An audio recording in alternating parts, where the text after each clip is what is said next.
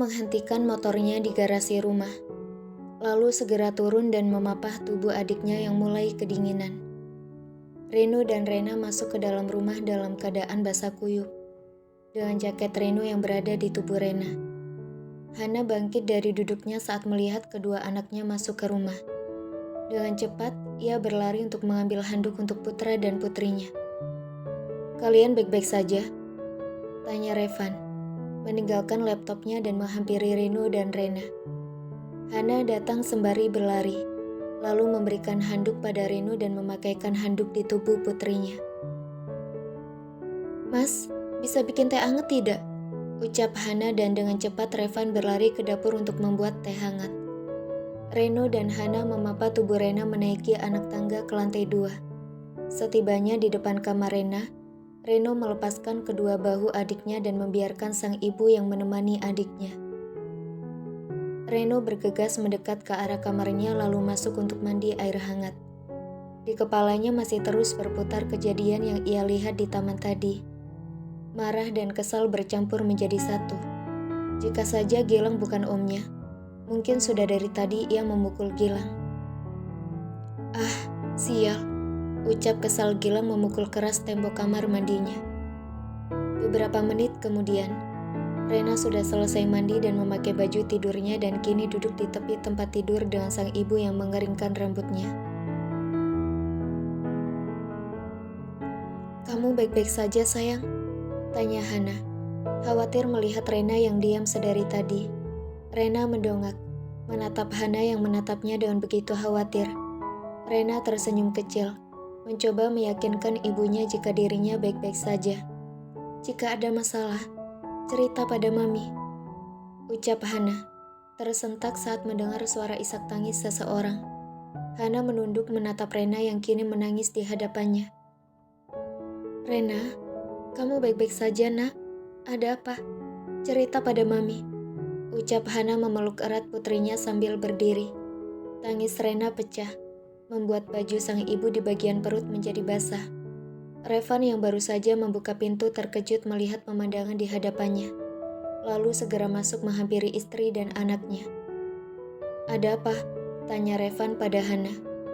Hana menggeleng tidak tahu, lalu mengusap pelan rambut putrinya yang masih menangis di pelukannya. Revan menyimpan gelas teh hangat yang ia buat di atas meja samping tempat tidur, lalu duduk di samping Rena. "Ada apa, Rena? Katakan sayang, ada apa?" tanya Revan, begitu khawatir dengan kondisi putrinya itu. Revan dan Hana bertukar pandang saat Rena tak menjawab pertanyaan mereka, malah semakin menangis keras di pelukan ibunya. Revan menoleh ke arah pintu, melihat putranya yang terdiam tanpa berniat untuk masuk. "Reno, teh hangat milikmu ada di meja di ruang tamu. Maaf, Dedi tidak membawanya ke kamarmu," ucap Revan lalu kembali fokus pada Rena. "Iya, Ded," ucap Reno lalu melangkah mendekat ke arah tangga untuk turun ke lantai dasar. 3 menit kemudian, Reno duduk di sofa sendirian, sesekali meminum teh hangat buatan ayahnya. Pikirannya terus melayang pada omnya, dan juga adiknya. Ia merasa ada sesuatu yang disembunyikan oleh Gilang, ataukah ada rahasia lain yang tidak dia ketahui. Reno menoleh ke arah tangga, menatap sang ayah yang baru saja menginjakkan kakinya di lantai dasar. Revan berjalan mendekat ke arah Reno, lalu duduk di samping putranya itu. "Bagaimana perasaanmu? Sudah lebih baik?" tanya Revan, yang hanya dibalas anggukan kepala oleh Reno. "Sebenarnya, apa yang terjadi? Kenapa Rena bisa pulang denganmu? Lalu kenapa dia menangis seperti itu? Bukankah tadi Rena pergi dengan Gilang?" tanya Revan beruntun, menatap Reno yang terlihat gelisah. Reno menelan salivanya dengan susah payah, menghembuskan nafas pelan, lalu menatap sang ayah. "Tadi Om Gilang menelponku untuk menjemput Rena di kafe dekat taman kota, karena dia ada urusan mendadak dan harus pulang cepat. Makanya tadi aku buru-buru keluar dengan motor, agar bisa menjemput Rena dengan cepat sebelum hujan. Tapi saat aku tiba di kafe, aku tidak menemukan Rena di sana. Padahal hujan sudah turun sangat deras. Lalu aku mencari Rena di taman dan menemukannya sudah dalam keadaan seperti itu," ucap Reno. kebohongan besar yang pertama kali ia ucapkan pada ayahnya. Revan terdiam, menatap Reno yang menunduk dengan gigi yang bergesekan di dalam, seolah tengah menahan amarahnya. Revan menghela nafas panjang, menepuk pelan punggung putranya itu. Dedi akan percaya pada kebohonganmu kali ini, Reno. Karena Dedi tahu, kalau kamu menyembunyikan hal itu karena sebuah alasan. Sampai tiba saatnya nanti, kamu pasti akan menceritakannya sendiri pada Dedi. Batin Revan. Ia tahu kalau Reno berbohong padanya. Tapi dia juga tidak bisa memaksa putranya untuk jujur saat ini. Karena hal itu pasti memiliki alasan. Pukul 7 malam, Reno diam di ruang tamu. Hanya diam tanpa mengeluarkan suara. Reno, panggil Revan yang kini berjalan mendekat ke arah Reno. Reno menoleh ke arah ayahnya itu, lalu menegangkan badannya yang tadinya bersandar pada sofa. Bisa bangunkan Reno untuk makan malam, ucap Revan, tepat berdiri di hadapan Reno. Baik, Dad, ucap Reno lalu bangkit dari duduknya dan balik ke lantai 2. Reno melangkahkan kakinya mendekat ke arah pintu kamar adiknya. Ia menghentikan langkahnya tepat di depan pintu kamar Rena lalu mengetuk pelan pintu itu. Rena, bangun, waktunya makan malam, ucap Reno setengah berteriak pada Rena yang ada di dalam kamar. Reno mengerutkan keningnya saat tak mendapati jawaban dari dalam kamar. Reno memutar kunuk pintu lalu membuka lebar pintu kamar itu. Reno berjalan pelan mendekat ke arah tempat tidur, di mana Rena tengah terlelap saat ini. Reno membungkukkan setengah badannya, berniat menepuk pelan pipi adiknya itu. Reno terdiam saat telapak tangannya menyentuh pipi Rena. Demam, ucap Reno, lalu berlari keluar dari kamar Rena. Reno berlari menuruni anak tangga menuju dapur, di mana kini kedua orang tuanya tengah duduk menanti kedatangannya dan adiknya. Reno, ada apa? Tanya Hana, yang heran melihat ekspresi wajah putranya. Rena demam, Mam, ucap Reno, membuat kedua orang tuanya bangkit dari duduk mereka. 5 menit kemudian, Hana duduk di tepi tempat tidur, mengompres kening Rena yang mulai terlihat lebih baik dari sebelumnya. Revan dan Reno setia berdiri di samping tempat tidur Rena, menatap penuh kecemasan pada Rena. Kalian pergilah makan, aku yang akan menjaga Rena di sini, ucap Hana pada kedua pria di sampingnya itu. Aku tidak lapar, Mam, ucap Reno, menatap adiknya. Kalau begitu, bisa masukkan makanan itu ke lemari pendingin. Nanti kalau kalian ingin makan, bisa tinggal dipanaskan saja, ucap Hana, dan Reno pun berbalik keluar dari kamar. Hana terdiam, mengulurkan tangannya mengusap rambut putrinya yang panjang itu.